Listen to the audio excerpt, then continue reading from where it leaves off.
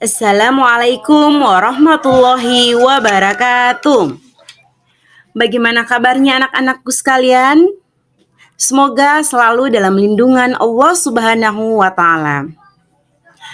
Baik anak-anak, pada kesempatan ini kita akan membahas materi tentang siklus hidup makhluk hidup. Mata pelajaran IPAS, Ilmu Pengetahuan Alam dan Sosial.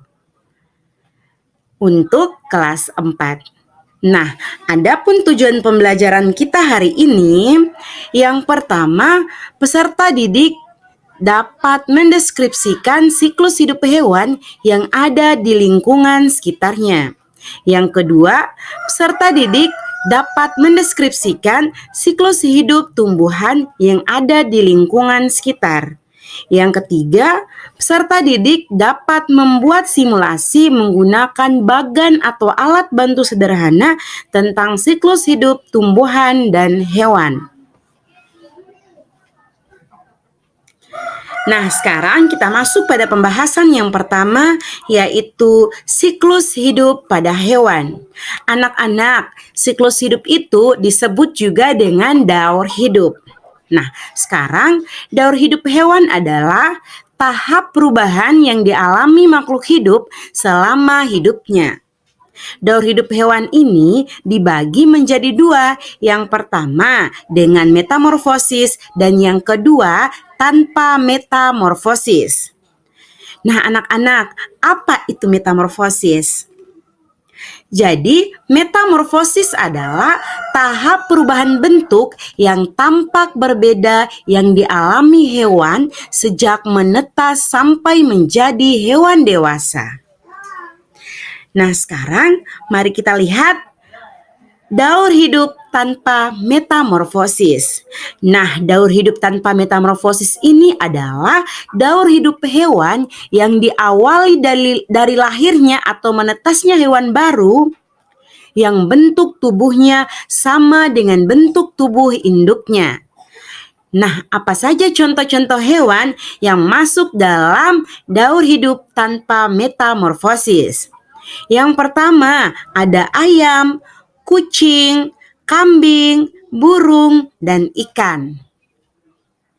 Nah, sekarang mari kita lihat bagaimana siklus hidup atau daur hidup pada ayam.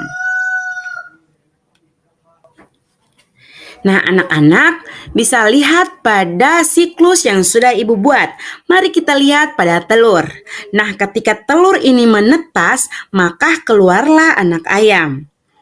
Anak ayam ini bentuk tubuhnya sama persis dengan induknya. Nah, ini yang disebut dengan daur hidup tanpa metamorfosis. Nah, anak-anak, coba sekarang kita lihat pada siklus hidup kucing. Anak-anak, coba perhatikan anak kucing ketika menjadi kucing muda dan menjadi kucing dewasa memiliki bentuk yang sama dengan induknya. Oke, anak-anak, itu tadi beberapa contoh hewan tanpa metamorfosis. Nah, sekarang kita masuk pada daur hidup dengan metamorfosis. Nah, daur hidup dengan metamorfosis ini dibagi menjadi dua. Yang pertama, metamorfosis sempurna dan yang kedua, metamorfosis tidak sempurna. Nah, metamorfosis sempurna ini adalah daur hidup hewan yang terlahir dengan bentuk tubuh yang berbeda dengan induknya dan mengalami perubahan bentuk yang bertahap hingga dewasa. Kemudian, metamorfosis tidak sempurna adalah bentuk tubuh hewan saat lahir tidak terlalu berbeda dengan bentuk dewasanya. Oke, sekarang mari kita lihat contoh-contoh hewan yang termasuk metamorfosis sempurna dan metamorfosis tidak sempurna. Nah, pada metamorfosis sempurna ada kupu-kupu, nyamuk, katak. Kemudian pada metamorfosis tidak sempurna ada kecoak, belalang, dan capung. Nah, anak-anak, mari kita lihat bagaimana siklus hidup pada kupu-kupu. Metamorfosis sempurna ini anak-anak perubahannya melalui 4 tahap. Yang pertama, telur, larva, pupa, dan dewasa. Nah, anak-anak bisa perhatikan pada siklus yang telah ibu buat. Mulai dari telur. Nah, telur kemudian dia berubah menjadi larva atau ulat, kemudian berubah lagi menjadi pupa atau kepompong, dan setelah itu menjadi dewasa. Nah, ini yang kita lihat dengan kupu-kupu. Jadi ini merupakan contoh daur hidup dengan metamorfosis sempurna, di mana metamorfosis sempurna ini melalui 4 tahapan. Yang pertama, telur, kemudian larva, pupa, kemudian dewasa. Nah, anak-anak, mari kita lihat lagi contoh berikutnya. Siklus hidup yang sempurna yang dialami oleh nyamuk. Nah, pertama kita lihat pada telur nyamuk. Telur nyamuk ini lamban laun menjadi larva. Kemudian larva berubahlah menjadi pupa. Nah, setelah pupa berubah menjadi nyamuk dewasa. Nah, anak-anak, itu tadi siklus hidup yang melalui 4 tahap. Oke, anak-anak, sekarang kita masuk pada pembahasan metamorfosis tidak sempurna.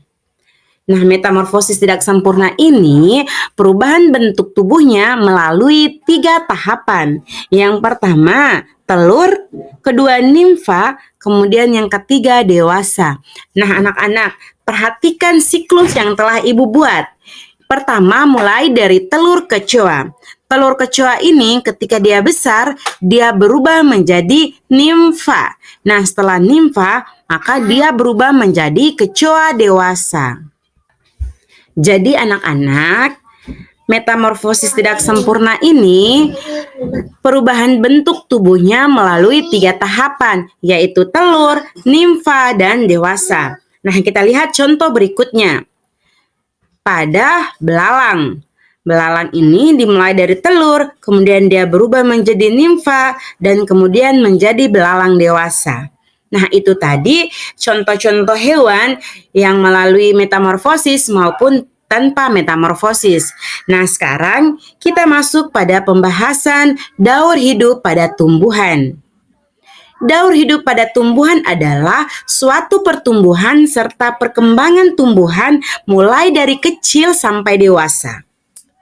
Daur hidup tumbuhan merupakan salah satu proses yang menandai perkembangan makhluk hidup sejak awal kehidupannya dimulai di bumi hingga berproduksi untuk mempertahankan keberadaan jenisnya. Nah, sekarang mari kita lihat bagaimana siklus hidup atau daur hidup pada tumbuhan. Kita lihat mulai dari biji apel. Biji apel ini ketika kita tanam, maka muncullah pohon apel kecil. Nah, pohon apel kecil ini kemudian menjadi besar. Nah, setelah pohon apel besar, maka muncullah bunga. Setelah berbunga, maka dia akan berbuah. Nah, buahnya ini yang akan kita makan, kemudian kembali lagi menghasilkan biji. Nah, ini yang disebut dengan daur hidup pada buah apel. Nah, sekarang mari kita lihat daur hidup pada kacang hijau. Nah, anak-anak, mari perhatikan biji kacang hijau.